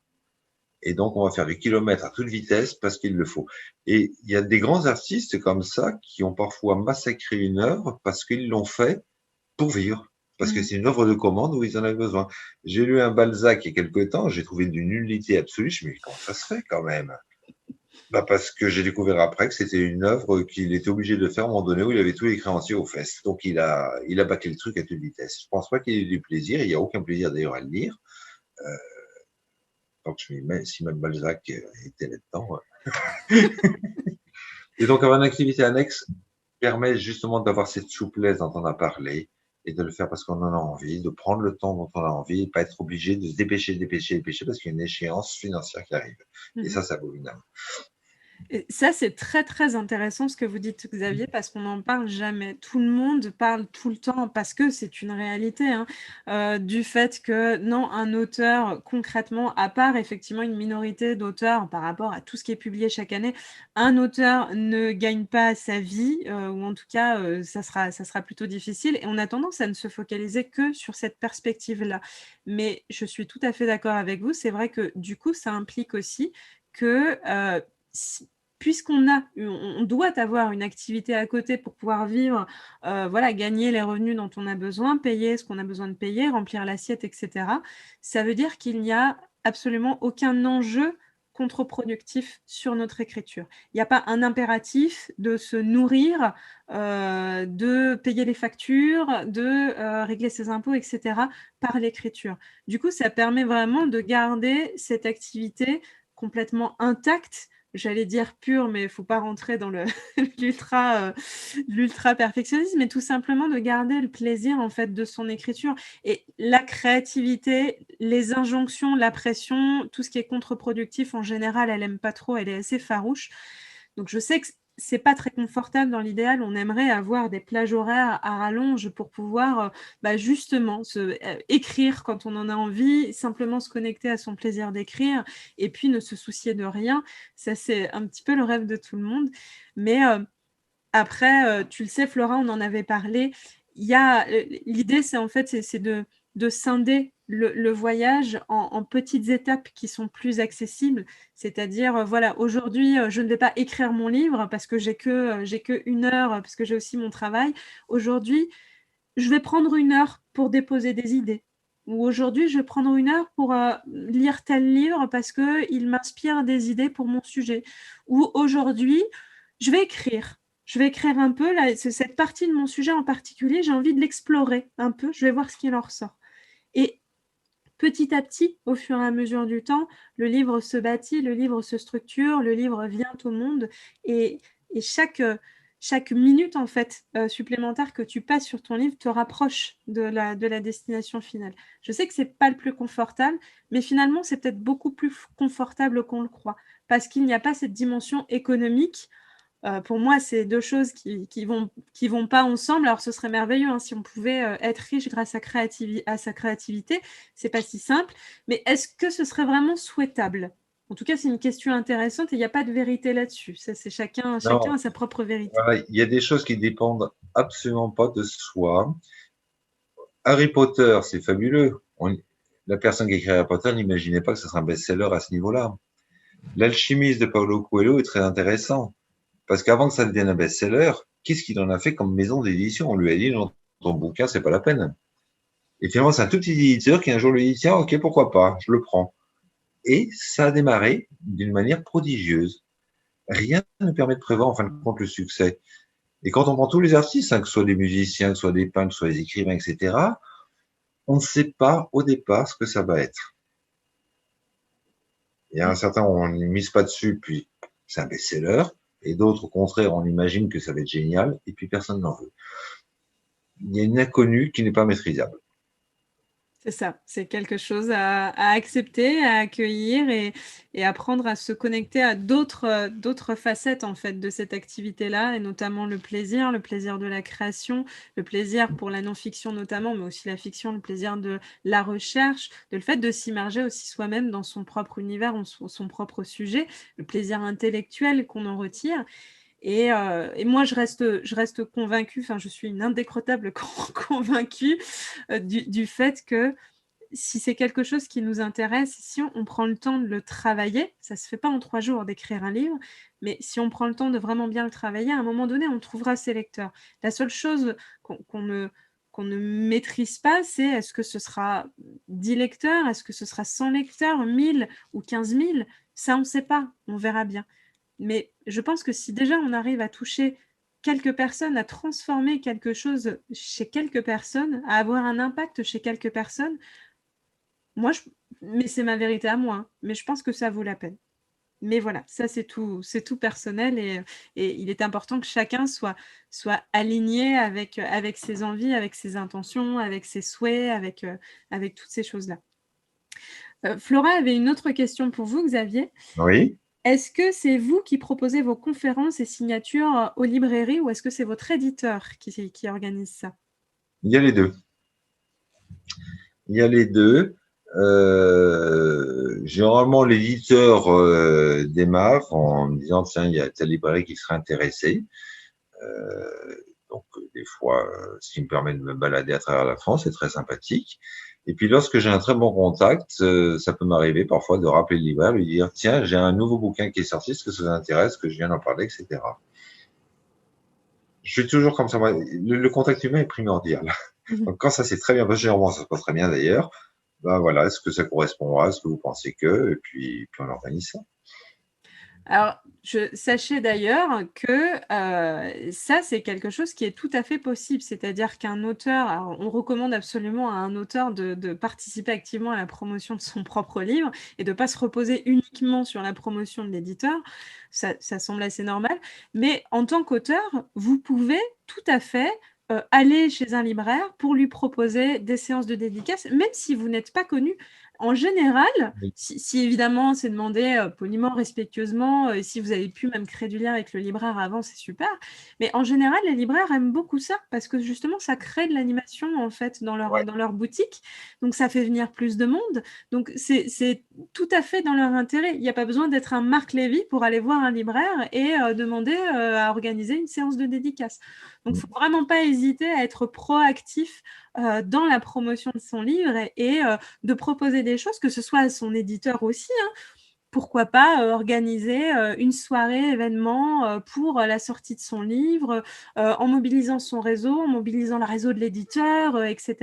Ça, il ne faut pas hésiter à proposer des choses, mais vous pouvez tout à fait vous-même aller voir les libraires et proposer des choses de votre côté. Pourquoi pas une petite conférence sur votre sujet? Les libraires sont très friands de ça et tout le monde y gagne en fait. Mais ça faisait partie d'ailleurs de la charte de Jouvence, considérant que les auteurs sont les plus à même de défendre leur ouvrage.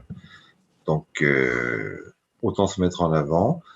Il y a Facebook aussi, mais Facebook n'est peut-être pas toujours la meilleure voie. Mais aller voir un libraire, le libraire a tout gagné, ça ne lui coûte pas grand-chose de proposer une soirée. Au contraire, il peut gagner en vente de livres complémentaires. Et soi-même, ça permet de se faire connaître. Généralement, ils sont. Mais comme on disait tout à l'heure, pour présenter un sujet à un éditeur, c'est de la même manière. On va voir le libraire, faut vivre son sujet, faut lui donner envie. Bien sûr. Et là, ce moment-là, j'en dis oui. Hein. Flora souhaitait qu'on active son micro parce que tu voulais rebondir sur ce que j'ai dit. Flora, c'est bon, ton micro est activé. Vous m'entendez, c'est bon? Oui, c'est parfait. On vous entend. Super, bonjour, merci beaucoup pour cette interview.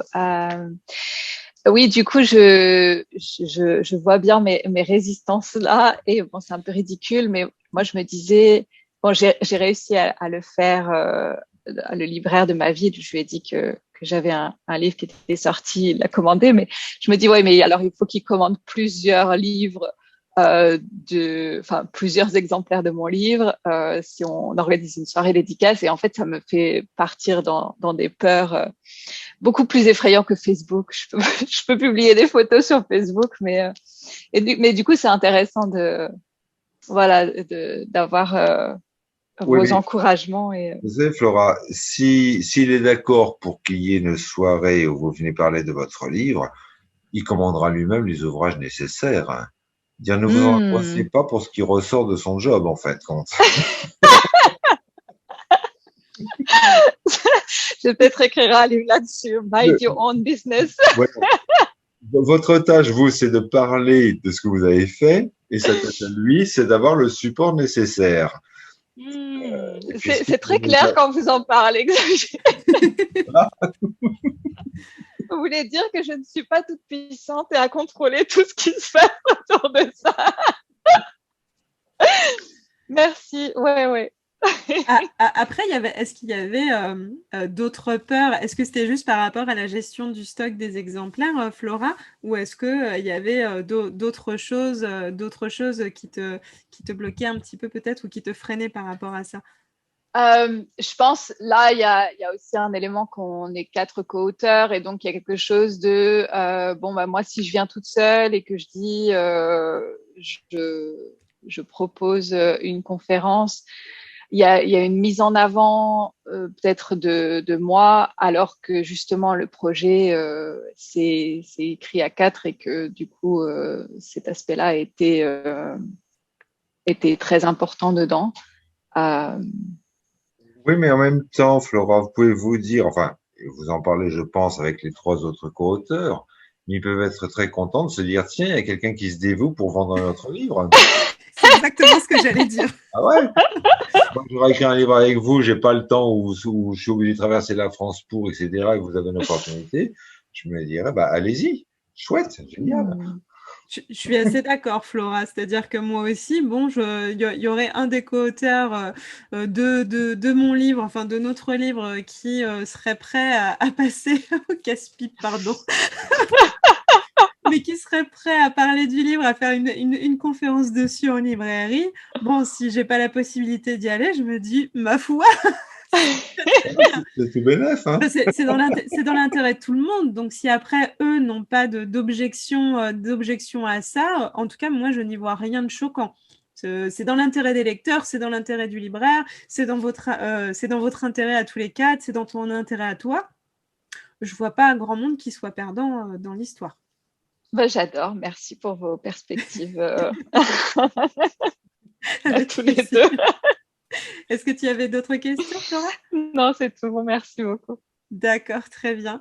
Bon, je pense qu'on a terminé avec les questions. Je vais quand même demander, Michel, est-ce que tu avais d'autres questions ou c'est bon pour toi? Alors, apparemment, c'est bon pour Michel. On a terminé, du coup, avec les questions. Xavier, je le savais que ce serait un grand plaisir. Et encore, on a fait court. Hein. Oui, je trouve ça beaucoup plus court, parce que d'habitude, quand on parle, ça dure 8 heures. On essaye de faire preuve d'un peu d'empathie, justement, vis-à-vis de ceux qui nous écoutent. C'est pas grave, on s'appellera juste après. Merci beaucoup, Xavier. C'était vraiment très enrichissant. C'était un plaisir.